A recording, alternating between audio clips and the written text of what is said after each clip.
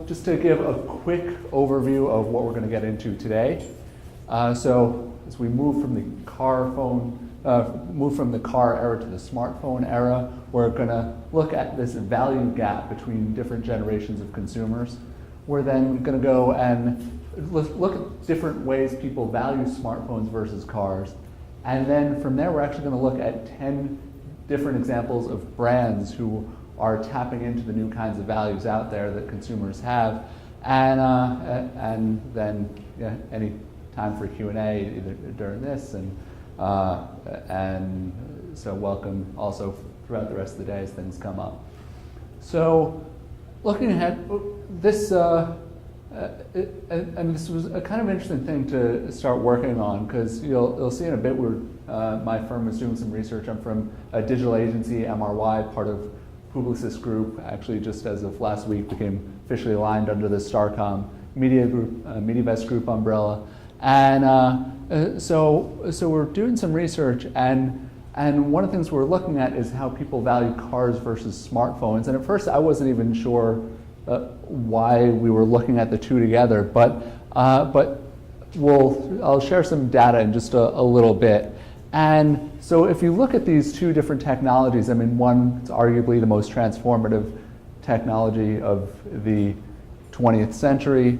The smartphone, while this century is still really early on, I think in general where things are going, the kind of access to information, the way it's reshaping commerce, and the way it's just this one device over the past 10 years is starting to have a transformative effect on people's lives all over the world. And I mean, I'm sure you've heard the stats bandied about, more cell phones than toothbrushes and things like that. Then this is, I think it's got a pretty good head start, and we'll see what the next 85 or so years bring. But interestingly, looking at the two together here, so cars, a big upfront cost. You can pay $1,000 a month or so in just the costs. And I mean, where I'm from in New York City, that's just for parking alone. For the smartphone, so it's about a $500 device, $100 a month. Cars, or wherever you last parked it, or increasingly from, albeit a small base, as Uber and Lyft and the like take over, then it's just something that is accessible from your smartphone. But the phone itself is always in your pocket. It's always on you, always within arm's reach.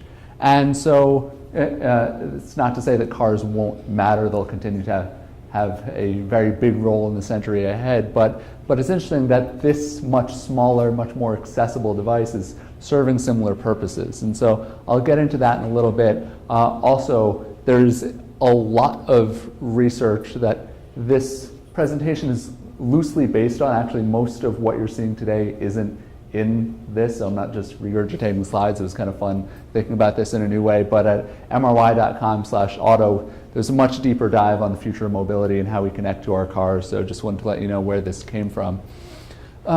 In the study itself, we look a lot at millennials. So here we're defining it really as the 18 to 34 set, and then older consumers 35 plus. Obviously, there are a lot of nuances within those, but in this broad brush, we're still able to see some pretty interesting differences between how people are valuing these technologies. And so looking at these consumers that now, millennials in particular, who there's again stories every day about their purchasing power and a lot of people blaming them for everything that's wrong in the world. But then beyond that, it was interesting to see, are there shifts in what they value, and because if there were, and based on what we found there definitely are, then it can change billions and even trillions of dollars of purchasing behavior. So just to give a couple broad examples at first, as far as the value gap goes, let's go right into some of the research. For voting in elections, the 35 plus said this was either very or extremely important to them, 74%. Less so for millennials, 62%. Or another one I found, being wealthy for those that were a little more established in their lives, only about a third said being wealthy was very important to them. Millennials, for them, it was far more. I wish we could have gone really deep into this question if this was one of those things of where the recession hits and suddenly wealth, which they might have taken for granted a little bit before, is now not totally convinced they'll do as well as the generations that came before them. So I don't have all the answers to why just yet. That's speculation. But we saw some really, really big shifts. And so here now for the rest of the presentation, I want to show 5 ways people value their cars versus their smartphones, and then a couple examples in each situation of how brands are actually tapping into that now. And I think as far as the crux of that, if people's values are changing and if people are even considering their smartphone to be such an essential device, just as the way so many of us have valued our cars over the years, then there are implications for how we actually reach these kinds of audiences. So you'll see these 5 ways in particular. We'll go through these one by one. Let's start with the first one. So makes my life easier. And so for each of the 5 examples, I'll show a bit of research in the 35 plus segment. Cars, 90% say, cars really make their lives easier. And it's significantly more than smartphones, fairly close. But for millennials, it's neck and neck. I mean, they say both technologies make their lives equally easier. So let's take a look at a couple examples of how brands are actually making people's lives easier. This one actually just came out.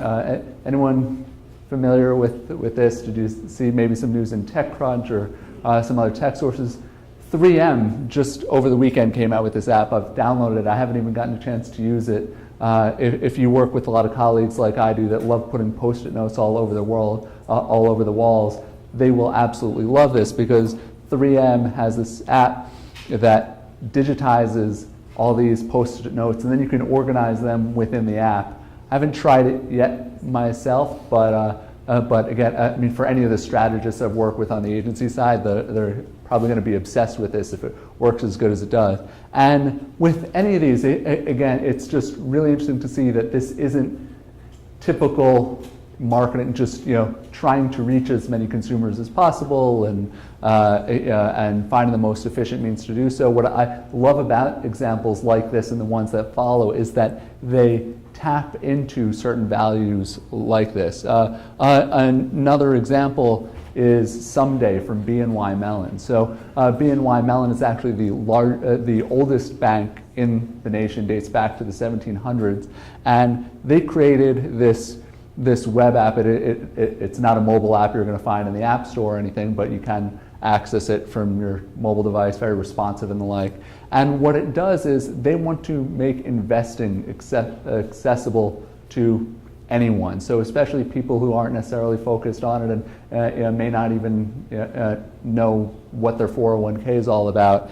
This is a very easy thing where they can just press a button at any time they want, add a couple more dollars. There's one fund that's being managed where they're then saving for their someday goal. There's some interesting little twists to it. I won't spend too much time on it, but there are even some social commerce hooks where, for instance, someone can post on Instagram something about their own someday, SUM day, and they can trigger that only if they opt in to do so for, say, $1, $5, or $10 to go into their own investment account from their bank account anytime they use that hashtag. So again, just a way to make investing easier and something that they really don't have to think about so much, again, for those who aren't really savvy about it or spending much time doing so.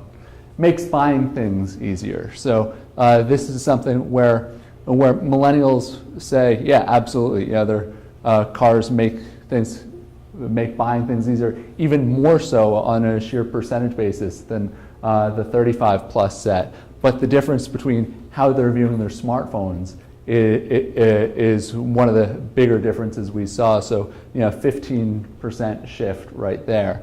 Now examples of this, Apple Pay, we'll see how big a deal this is, and in some ways it might not be a big deal because, hey, what's Apple doing? They're working with the existing credit card companies. They're working with the existing banks to launch all these. So, but then again, just the ease at which they plan to make payments could be a significant shift. And then it'll be very interesting to see, does the Apple Watch actually get any traction? I'm wearing a kind of, it looks like an archaic version of it. If anyone has the Pebble or has played with those, I still like it just for getting my text and call notifications on my watch instead of my phone. But the Apple, the Apple Watch does a heck of a lot more, as do some of the upcoming models like the Moto 360 from Motorola. And so again, big opportunity to transform commerce. And I mean, it was relatively easy in one sense to find examples, a lot of brands that are really tapping into just making buying things easier. But if you look at this mobile designed experience, just from one great example, Pizza Hut, then you just see how different that experience is than what you're used to as you typically surf around from your laptop. And what's also striking to me is how much I think that we're still not totally there where this is transforming how the design works on the desktop, on any other device. But this, to me, is just such a very intuitive thing. There are only like 4 buttons you can press on this, really easy, so really clear path to purchase. And I think actually if you looked at Someday before, where it's pretty much one experience regardless of what device you're on, then I think that's much more where mobile marketing is going, where it's actually influencing how we think about design in general. Provides an escape from a hectic day. So this is something now moving from some more transactional approaches. Then you see this was actually a fairly significant shift where, millennials said cars provide even more of an escape from a hectic day than the 35 plus set do. But this was one of just a couple examples where smartphones were able to do this even more than cars. So a couple examples. One I love from Hyundai. They integrated with the Walking Dead app, and so you could actually customize a lot of these Hyundai cars and kill zombies. I'm not sure. I don't know if there's anyone from Hyundai in the room, but if that is a certain brand attribute that you want to make it clear with your cars, that it is the best car to kill 45 zombies on a typical drive to the grocery store. But they, I think, did a really good job tapping into one of the more culturally relevant properties out there, and it also makes sense for consumers. It's like they're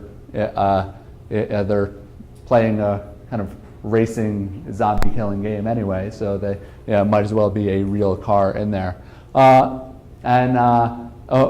you just see what's going on the cultural side, right? So just any kind of cultural or entertainment experience, you need to have these kinds of mobile-friendly experiences to match. This one's from MoMA, and so if any of you like me, I don't really think of myself as a germaphobe by any means, but I always wonder a little bit when I get those kind of sketchy headsets that go into the recording devices when you're doing those self-guided tours. And now you can use your own headphones and just open up the app and go at your leisure, and not even have to try to remember to return those separate devices at the end. It's just something that is that its time has come, and I think that's one of those little things that our kids really won't be used to seeing anymore. They're going to have all this information on their phones anyway. It helps me interact with friends and family, and this is something where it was a huge difference. 35 plus that really uses their car to do so. for millennials, smartphones see this as a much bigger deal. Not surprising given the resurging interest in communication apps and the like. Brands are tapping into this too. So one fun example, this is one my agency worked on for Jägermeister, where we created this app called Jaeger Bonds, B-O-N-D-S. So a few of you at least appreciate the pun.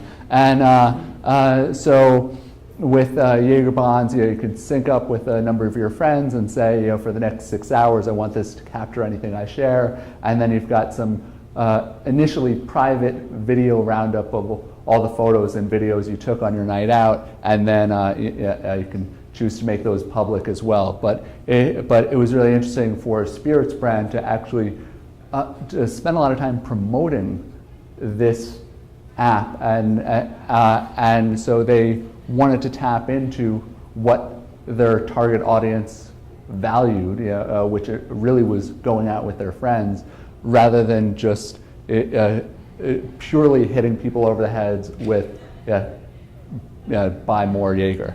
Another interesting example came from Coke. They had this app called Placeless, where friends could leave songs that connected to any location at all. And so it could be the Pier 5 Hotel. It could be kind of an event type location like the Baltimore Digital Summit. It could just be more generally, here are songs that I think of when I'm in Baltimore, and leave examples like that here, and then see what their friends like and others like. So Coke doing a lot to tap into how people use entertainment to connect with each other. And then finally, helps me experience new things. So this was one where there were actually fairly similar responses from both the 35 plus consumers as well as millennials. So it's a bit more of a shift to the valuing the phone for these purposes, but fairly even. And this was a really fascinating example from financial services. Bank of America created this app for their Merrill Edge product, where it will age you and then show you what you'll look like at your retirement age. And you can play around with this a bit and say what that age is. And so the whole idea is based on some real consumer insights, and not one I worked on, but I read the case study because I found it fascinating. Where if you're confronted with an image of your older self, then that can be the thing that finally convinces you to do something about it. It makes it far more tangible. So I think this is by all means a very new experience for a lot of people, and not necessarily something they'd want to do initially, like, oh, I really want to think about retirement, but it's kind of a fun way to do so, and something that might actually convince them to take their phones out at a party and show their friends. Or an example connected to the Pebble, as I mentioned, Mercedes was one of the first brands to tap into this and come up with what are the kinds of alerts, like, okay, a quick update that there's an accident ahead, or some other kinds of conditions that you could see on your wrist that might make more sense than if you're trying to use your phone, where you might be more tempted to, say, interact with it. At least so far in the first generation of these smartwatches, they've been far more about getting information to you rather than interacting with it there. And so it's by all means a new way to interact with media while you're in your car. So I'm gonna cap that as far as examples go. There's so many brands tapping into a lot of these kinds of values, and it was fun to bring a lot of them together. Again, there's where you can find a lot of the overarching research. It doesn't get into the brand examples like we have here. Again, if you go to bit.ly/phone car, not car phone, I have to remember that right myself, but bit.ly/phone car, you could get all of the slides from here and annotated, so if you're following along at home, you can just kind of read it to yourself. You can use my voice optionally. But thanks a lot for having me, and look forward to meeting a lot of you here.